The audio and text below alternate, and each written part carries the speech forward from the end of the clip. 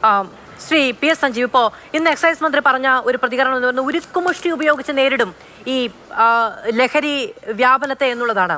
അപ്പോൾ സ്വാഭാവികമായും ഇത്തരം ഒരു സംഭവം ഉണ്ടാകുന്ന സമയത്ത് രാഷ്ട്രീയ ഭേദമന്യേ കടുത്ത സന്ദേശം നൽകുക എന്ന് പറയുന്നത് യുവജന സംഘടനകളുടെ ഉത്തരവാദിത്തമാണ്.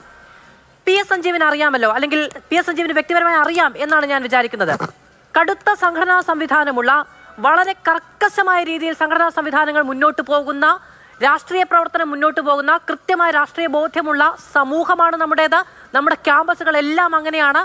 എല്ലായിടത്തും കൃത്യമായ രാഷ്ട്രീയ ബോധ്യമുള്ള നേതാക്കളടക്കം, പ്രവർത്തകരടക്കം കൃത്യമായ രാഷ്ട്രീയ ബോധ്യമുള്ള ആളുകളുള്ള ഇടമാണ്.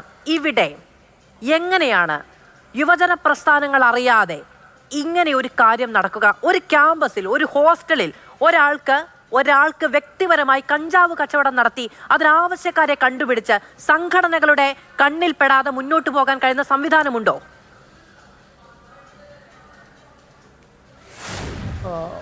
ഒന്ന്, നമ്മുടെ സമൂഹത്തെക്കുറിച്ച് മാധു പറഞ്ഞത് വളരെ പ്രധാനപ്പെട്ട കാര്യം തന്നെയാണ്, അത് ശരിയാണ്.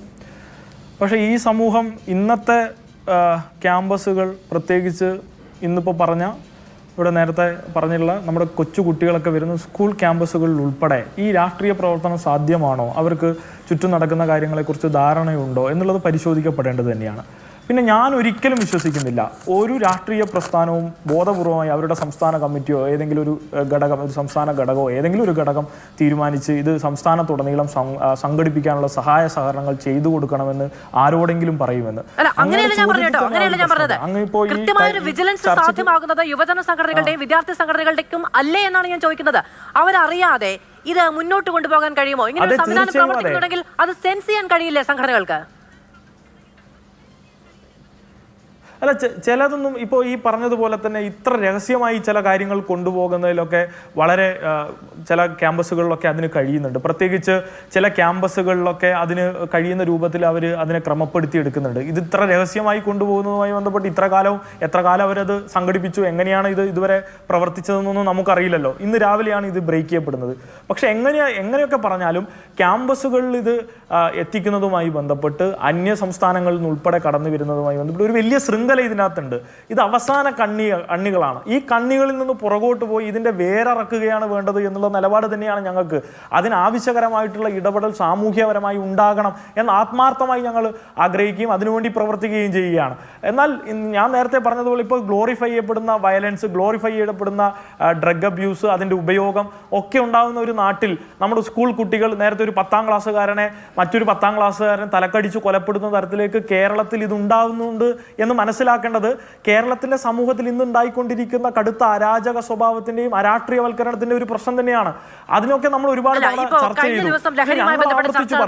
എക്സൈസ് മന്ത്രി എം പി രാജേഷ് മാതൃഭൂമി ചർച്ചയിൽ തന്നെ പറയുന്നു, മുൻപ് സംഘടനാ സംവിധാനം അല്ലെങ്കിൽ രാഷ്ട്രീയം കൃത്യമായി പ്രവർത്തിച്ചിരുന്ന സമയത്ത് ഈ വക കാര്യങ്ങൾ ഉണ്ടായിരുന്നില്ല. പിന്നീട് രാഷ്ട്രീയമാണ് എല്ലാത്തിനും പ്രശ്നം എന്ന രീതിയിൽ ചാപ്പയടിക്കുന്ന ഒരു സ്വഭാവം നമ്മുടെ സമൂഹത്തിൽ ഉണ്ടായി. അപ്പോഴാണ് ലഹരി അടക്കമുള്ള വ്യാപനം ഉണ്ടായത് എന്നുള്ളത്.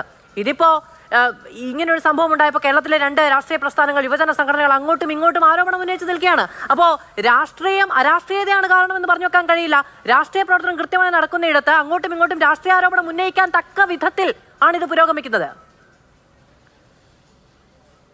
അല്ല മധു, അതിൽ ഞങ്ങൾ കാണുന്നത് കേവലപരമായി ക്യാമ്പസുകളിൽ നിന്ന് തുടങ്ങുന്നതല്ല ഈ സ്വഭാവം എന്ന് തന്നെയാണ് ഞങ്ങൾ കാണുന്നത്.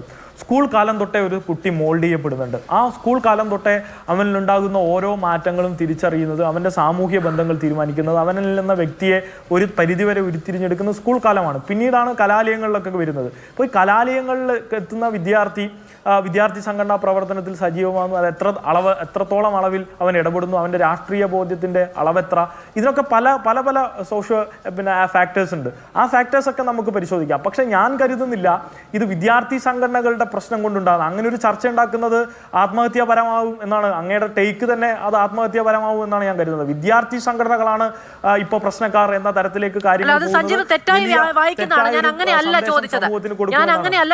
ഞാൻ ആവർത്തിച്ച് വ്യക്തമാക്കാൻ തയ്യാറാണ്. ഇങ്ങനെ ക്യാമ്പസിനുള്ളിൽ പ്രവർത്തനം ഉണ്ടായാൽ അതിൽ പ്രാഥമികമായി സെൻസ് ചെയ്യാൻ കഴിയുന്നത് വിദ്യാർത്ഥി സംഘടനകൾക്കല്ലേ എന്നുള്ളതാണ് എന്റെ ചോദ്യം. അവിടെ ഇടപെടാൻ കഴിയുന്നത് നിങ്ങൾക്കല്ലേ എന്നാണ് ഞാൻ ചോദിച്ചത്. അതിനെ തെറ്റായി വ്യാഖ്യാനിക്കരുത്. അങ്ങനെ അതുകൊണ്ടാണ് ഞാൻ പറഞ്ഞല്ലോ, അങ്ങനെ അറിഞ്ഞിട്ടും തിരുത്താത്തൊരു നില പോലും കളമശ്ശേരി പോളിയിലില്ല. ഞങ്ങൾ ഇന്ന് രാവിലെ തൊട്ട്, ഞാൻ വ്യക്തിപരമായി രാവിലെ തൊട്ട് നിങ്ങൾ ഈ പറയുന്ന ആളുകളെ കുറിച്ച് ഞങ്ങളുടെ പ്രവർത്തകനെ ഉൾപ്പെടെ ബന്ധപ്പെട്ട് നിങ്ങൾ പറയുമ്പോൾ രാവിലെ തൊട്ട് ആ പോളിയിൽ ഇതുമായി ബന്ധപ്പെട്ട് മുഴുവൻ കാര്യം അന്വേഷിക്കുമ്പോൾ അങ്ങനെ ഒരു അറിവേ ആ വിദ്യാർത്ഥികൾക്ക് അവിടെയുള്ള പലർക്കും ഇല്ല. ഞങ്ങൾ എറണാകുളം ജില്ലാ കമ്മിറ്റിയുമായി ബന്ധപ്പെട്ട് അവിടെ പിന്നീടെത്തിയ ഏരിയ ഭാരവാഹി അസന്നിഗ്ധമായി പറഞ്ഞത് നിങ്ങൾ കേട്ടില്ലേ? അപ്പോൾ അത് കൃത്യമായി അവിടുത്തെ അധ്യാപകർ ഉൾപ്പെടെ സാക്ഷ്യപ്പെടുത്തുകയാണ്. ഇതിൽ പല വിദ്യാർത്ഥികളെയും പല ഘട്ടങ്ങളിലായി ഇതിൽ ഇടപെട്ടു പോകുന്ന ഘട്ടങ്ങളിലൊക്കെ ഞങ്ങളുടെ ശ്രദ്ധയിലേക്ക് ഇത് വന്നിട്ടില്ല. ഈ പറഞ്ഞ വിദ്യാർത്ഥിയുടെ കാര്യം ഉൾപ്പെടെ അങ്ങനെ ഇതുവരെ ഞങ്ങൾ അന്ന് കേട്ടിട്ടില്ല. അപ്പോൾ സ്വാഭാവികമായും അത്തരത്തിലുള്ള ഒരു സ്ഥിതി ക്യാമ്പസുകളിൽ ഉണ്ടെങ്കിൽ ഇനി ശക്തമായി ഇടപെട്ട് പോകണം. അത് ഏത് വിധേനയാണ് ഇത് ക്യാമ്പസുകളിലേക്ക് എത്തുന്നത് എന്ന് തിരിച്ചറിയുക തന്നെ വേണം. അതിനാവശ്യകരമായിട്ടുള്ള സജ്ജീകരണങ്ങൾ ഒരുക്കും. അതിൽ എന്തെങ്കിലും വീഴ്ചയുണ്ടെങ്കിൽ പരിശോധിക്കും. അതിലൊരു സംശയവും ഞങ്ങൾക്കില്ല.